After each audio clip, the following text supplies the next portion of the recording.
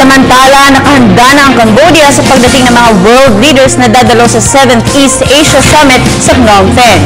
Kaugnay nito, nakatakdang tumulak naman sa bukas si Pangulong Aquino para sa naturang pulong sa ASEAN. Si Rocky Ignacio nag-uulat mula sa Phnom Penh, Cambodia. Handa na ang Cambodia para sa pagdating ng mga world leaders kaugnay ng idaraos na ASEAN Summit. 7th East Asia Summit sa Phnom Penh, Cambodia. Dadalo si Pangulong Aquino sa pulong kasama sina US President Barack Obama at Russian President Vladimir Putin.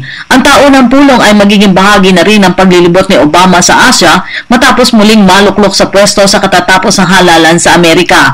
45 taon na rin ang ASEAN. Sa pagbubukas ng 21st ASEAN Summit, ilulunsad ang ASEAN Institute for Peace and Reconciliation na naglalayong suriin pang mabuti ang mga kooperasyon sa loob ng ASEAN na makatutulong upang mapanatiling matatag at may pagkakaisa sa rehiyon. The Philippines, I think, will actively participate and do our duties and responsibilities and take part in whatever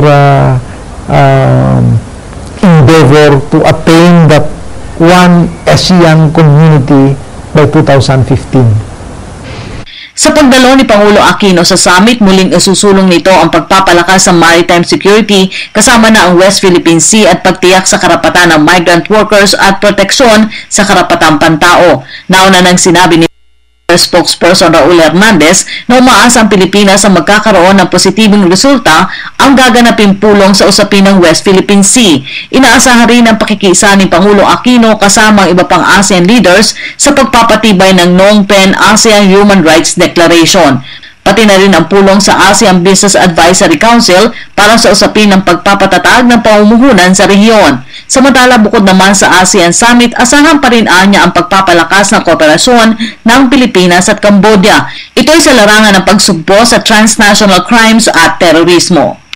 In fact, on the subject of law enforcement, I would like to announce that we have completed the review. Both countries, Cambodia and Philippines, have completed the review of that draft, and both parties agreed on that draft of that memorandum of agreement on combating transnational crimes and terrorism. So what is left is the formal signing of that memorandum of agreement, and we have that we will do that immediately after we finish with the ongoing ASEAN Summit and related summits. So I foresee either December or maybe the first quarter of 2013. Patuloy na kinikilala ang ASEAN sa mahalagang kontribusyon sa pagpapanatili ng kaayusan at kaunlaran sa rehiyon.